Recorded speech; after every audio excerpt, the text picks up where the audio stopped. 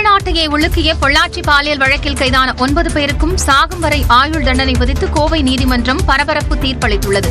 பொள்ளாச்சியில் 2019ஆம் ஆண்டு கல்லூரி மாணவிகள் மற்றும் இளம் பெண்கள் கூட்டு பாலியல் வன்கொடுமைக்கு உள்ளாக்கப்பட்டு துன்புறுத்தப்பட்ட சம்பவம் பெரும் அதிர்வலைகளை ஏற்படுத்தியது. இந்த வழக்கில் சபரிராஜன், திருநாவுக்கரசு, வசந்தகுமார், சதீஷ், மணிவண்ணன் ஆகிய 5 பேர் முதற்கட்டமாக கைது செய்யப்பட்டனர். வழக்கு சிபிஐ வசம் மாற்றப்பட்ட பின்னர் அதிமுக நிர்வாகியாக இருந்த அருளானந்தம் மற்றும் ஹெரோன் பால், பைக் பாபு உள்ளிட்ட 4 பேர் கைதாகினர். இந்த 9 பேர் மீது பாலியல் வன்கொடுமை, கூட்டு சதி உள்ளிட்ட 8 பிரிவுகளின் கீழ் வழக்கு பதிவு செய்யப்பட்டது. முக்கியத்துவம் வாய்ந்த இந்த வழக்கு சென்னை உயர்நீதிமன்ற கண்காணிப்பில் கோவை மகளிர் நீதிமன்றத்தில் நடைபெற்று வந்தது. கடந்த 6 ஆண்டுகளாக நடைபெற்று வந்த வழக்கின் விசாரணை நிறைவடைந்த நிலையில் நீதிபதி நந்தினி தேவி தீர்ப்பு வழங்கினார். அதன்படி 9 பேருக்கும் சாகும் வரை ஆயுள் தண்டனை விதிக்கப்பட்டதுடன் பாதிக்கப்பட்ட பெண்களுக்கு மொத்தமாக 85 லட்சம் ரூபாய் நிவாரணம் வழங்கவும் உத்தரவிட்டுள்ளது. பொள்ளாச்சி பாலியல் வன்கொடுமை வழக்கில் முதல் குற்றவாளியான சபரிராஜனுக்கு 4 ஆயுள் தண்டனை விதிக்கப்பட்டுள்ளது. திருநாவுக்கரசு, மணிவண்ணன் ஆகியோருக்கு 5 ஆயுள் தண்டனையும், சதீஷ், ஹெரான்பால் ஆகியோருக்கு தலா 3 ஆயுள் தண்டனையும் விதிக்கப்பட்டுள்ளது. வசந்தகுமாருக்கு 2 ஆயுள் தண்டனையும், பாபு, அருளானந்தம், அருண்குமார் ஆகியோருக்கு 1 ஆயுள் தண்டனையும் விதித்து நீதிபதி தீர்ப்பளித்தார். குற்றவாளிகள் 9 பேருக்கும் 5500 ரூபாய் முதல் 40,000 ரூபாய் வரை அபராதம் விதிக்கப்பட்டுள்ளது. 85 லட்சம் ரூபாய் நிவாரணத் தொகையை பாதிக்கப்பட்ட பெண்களுக்கு பிரித்து வழங்கவும் தீர்ப்பில் உத்தரவிடப்பட்டுள்ளது. பொள்ளாச்சி வன்கொடுமையில் 8 பெண்கள் பாதிக்கப்பட்ட நிலையில் அதில் ஒருவர் சாட்சி சொல்ல வராததால் அவருக்கு நிவாரணம் வழங்கப்படாது என தெரிவிக்கப்பட்டுள்ளது. சாட்சிகள் நல்ல முறையில் இருக்கு, பலமான சாட்சிகள். மேலும் முறையை போனாலும் இந்த வழக்கு இந்த தண்டனை நிலைநிறுத்தப்படும் என்று நான் நம்புகிறேன். கோவை நீதிமன்ற தீர்ப்பு நிலைநிறுத்தப்படும் என சிபிஐ தரப்பு வழக்கறிஞர் உறுதி தெரிவித்துள்ளார். பொள்ளாச்சி பாலியல் வழக்கில் குற்றவாளிகள் 9 பேருக்கும் தனித்தனியாக தீர்ப்பு நகல் வழங்கப்பட்டதை அடுத்து அவர்கள் சேலம் மத்திய சிறையில் அடைக்கப்பட்டனர். பொள்ளாச்சி பாலியல் வழக்கில் 9 பேரும் குற்றவாளிகள் என கோவை மகளிர் நீதிமன்றம் தீர்ப்பு வழங்கியது. பிற்பகலில் தண்டனை விவரங்கள் அறிவிக்கப்பட்ட நிலையில் 9 குற்றவாளிகளுக்கும் தீர்ப்பு நகலை வழங்கும் பணி மாலை வரை நீடித்தது. இதனையடுத்து 693 பக்கம் கொண்ட தீர்ப்பு நகல் தனித்தனியாக 9 குற்றவாளிகளுக்கும் வழங்கப்பட்டது. அதனைத் தொடர்ந்து 9 பேரும் நீதிமன்றத்தில் இருந்து பலத்த காவல் பாதுகாப்புடன் சேலம் மத்திய சிறைக்கு அழைத்துச் செல்லப்பட்டனர். இதனிடையே தீர்ப்பின் இறுதி பக்கத்தில் சிபிஐ சிறப்பு வழக்கறிஞர் சுரேந்திர மோகனுக்கு நீதிபதி நந்தினி தேவி பாராட்டு தெரிவித்துள்ளார். ஆண் வழக்கறிஞராக இருந்தாலும் பாலியல் துன்புறுத்தல் வழக்கில் சிறப்பாக செயலாற்றி இருப்பதாக நீதிபதி குறிப்பிட்டுள்ளார்.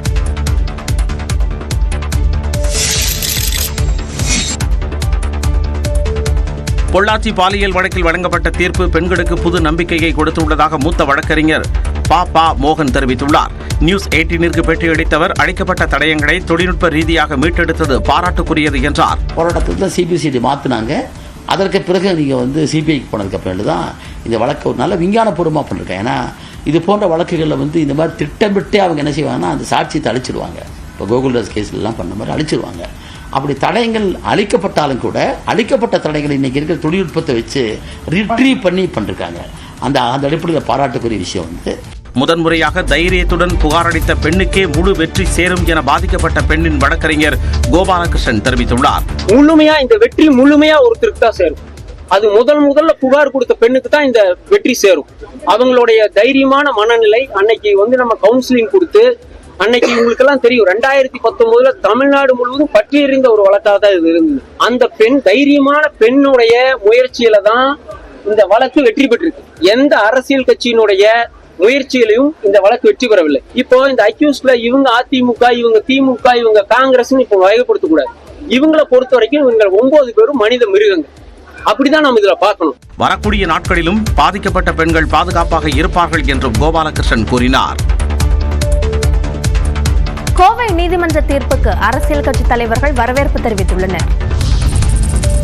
பொள்ளாச்சி பாலியல் குற்ற வழக்கில் நீதி கிடைத்திருப்பதாக முதலமைச்சர் மு க ஸ்டாலின் தெரிவித்துள்ளார். தீர்ப்பு குறித்த அவரது எக்ஸ் தள பதிவில் அதிமுக நிர்வாகி உள்ளிட்ட குற்றவாளிகளால் நிகழ்த்தப்பட்டது பெருங்கொடுமை எனவும் குற்றவாளி கூடாரத்தை பாதுகாக்க முயற்சித்த சார்கள் மானம் இருந்தால் வெட்கி தலை குனியட்டும் என்றும் பதிவிட்டுள்ளார்.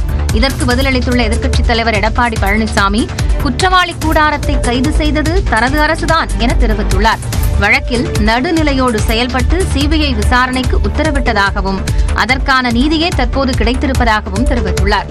அண்ணா பல்கலைக்கழக வழக்கில் யார் அந்த சார் என்ற கேள்விக்கு திமுக அரசு பதில் சொல்லவில்லை என்றும் அவர் குற்றம் சாட்டியுள்ளார். அண்ணாநகர் சிறுமி பாலியல் வழக்கில் சிபிஐ விசாரணைக்கு எதிராக திமுக அரசு உச்சநீதிமன்றத்தில் வாதாடியதாகவும் அதற்காக திமுக அரசுதான் தலைகுனிய வேண்டும் என்றும் எடப்பாடி பழனிசாமி சாடியுள்ளார்.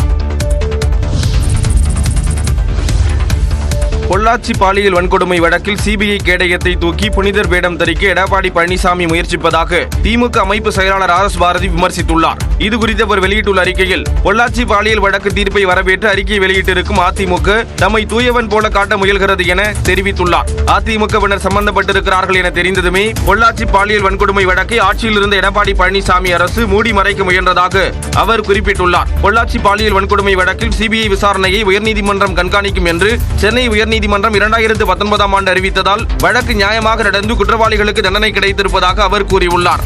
வழக்கில் அதிமுகவை சேர்ந்தவர்கள் தண்டிக்கப்பட்டிருப்பதால் அதன் கரை தன் மீது விழுந்துவிடக் கூடாது என்பதற்காக சிபிஐ என்ற கேடயத்தை தூக்கிக் கொண்டு புனிதர் வேடம் தரிக்க முயல்கிறது அதிமுக என்றும் RS பாரதி கூறியுள்ளார். வழக்கில் பாதிக்கப்பட்ட பெண்களின் பெயர்களை அரசாணையில் வெளியிட்டு அவர்களை அச்சுறுத்த பழனிசாமி அரசு முயற்சித்ததாக அவர் குறிப்பிட்டுள்ளார். அதிமுக எவ்வளவு அரசியல் கேவலங்களை அரங்கேற்றினாலும் இறுதியில் உண்மை மட்டுமே வெல்லும் என்று RS பாரதி தெரிவித்துள்ளார். பொள்ளாச்சி வழக்கில் வழங்கப்பட்ட தீர்ப்புக்கு பல்வேறு அரசியல் கட்சிகள் வரவேற்பு தெரிவித்துள்ளன. எடப்பாடி பழனிசாமி தலைமையிலான அதிமுக ஆட்சியின் போது நடந்த பெண்களுக்கு எதிரான கொடூரம் தமிழ்நாடு வரலாற்றில் ஒரு கருப்பு பக்கம் என துணை முதலமைச்சர் உதயநிதி ஸ்டாலின் தெரிவித்துள்ளார். குற்றவாளிகளை காப்பாற்ற நடந்த முயற்சிகளை அந்த எதிர்க்கட்சியாக இருந்த திமுக மக்களின் துணையோடு முறியடித்ததே நீதி கிடைக்க காரணம் எனவும் அவர் தெரிவித்தார். பாதிக்கப்படும் பெண்கள் அச்சமின்றி புகாரளிக்க தைரியமூட்டும் முன் உதாரண தீர்ப்பாக இது அமைந்திருப்பதாக தமிழக பாஜக தலைவர் நயினார் நாகேந்திரன் தெரிவித்துள்ளார். கோவை மகளிர் நீதிமன்றம் அளித்த தீர்ப்பு பாதிக்கப்பட்டவர்களுக்கு ஆறுதல் அளிக்கும் விதமாக இருக்கும் என தாவைக்கா தலைவர் விஜய் தெரிவித்துள்ளார். பெண்களுக்கு எதிரான பாலியல் வழக்குகளில் 90 நாட்களுக்குள் தீர்ப்பு வழங்கப்பட வேண்டும் எனவும் அவர் வலியுறுத்தியுள்ளார். பொள்ளாச்சி பாலியல் வழக்கில் உலகமே பாராட்டக்கூடிய ஒரு அதிரடி தீர்ப்பை நீதிமன்றம் வழங்கியிருப்பதாக தேமுதிக பொதுச் செயலாளர் பிரேமலதா விஜயகாந்த் தெரிவித்துள்ளார். பொள்ளாச்சி சம்பவ குற்றவாளிகளை பாதுகாக்க அதிமுக முயற்சித்ததாக திமுக துணை பொதுச் செயலாளர் கனிமொழி குற்றம் சாட்டியுள்ளார். இன்னைக்கு யார் தலை குனிந்து நிற்கிறார்கள்? யாரெல்லாம் இவங்க பாதுகாக்கணும்னு நினைச்சாங்களோ அதிமுகவும் இன்று பேசக்கூடிய எடப்பாடி அவர்களும் யாரை பாதுகாக்க வேண்டும், அவங்களுடைய கட்சியிலே பொறுப்பிலே பதவியிலே இருந்தவர்களை பாதுகாக்க வேண்டும் என்று நினைத்தார்களோ இன்னைக்கு அவங்களுக்கு தண்டனை வழங்கப்பட்டிருக்கிறது. ஆயுள் முழுவதும் அவர்களுக்கு தண்டனை என்று அந்த தீர்ப்பு வழங்கப்பட்டிருக்கிறது. அதனால அவர்கள் தலை குனிந்துதான் நிற்கிறார்கள். தீர்ப்பு வருவதற்கு தாமதமானது வருத்தமளிப்பதாக பாமக தலைவர் அன்புமணி ராமதாஸ் தெரிவித்தார். இந்த தீர்ப்பை நாங்கள் வரவேற்கின்றோம். ஒரே ஒரு வருத்தம், இந்த தீர்ப்பு வருவதற்கு நீண்ட காலம் 6 ஆண்டுகள் ஆனது. இன்னும் விரைவில் இதே போன்ற ஒரு தீர்ப்பு வந்திருந்தால் நன்றாக இருந்திருக்கும். பாதிக்கப்பட்ட ஒவ்வொரு பெண்ணுக்கும் 1 கோடி ரூபாய் நிதியளிக்கப்பட வேண்டும் என்றும் அன்புமணி வலியுறுத்தினார்.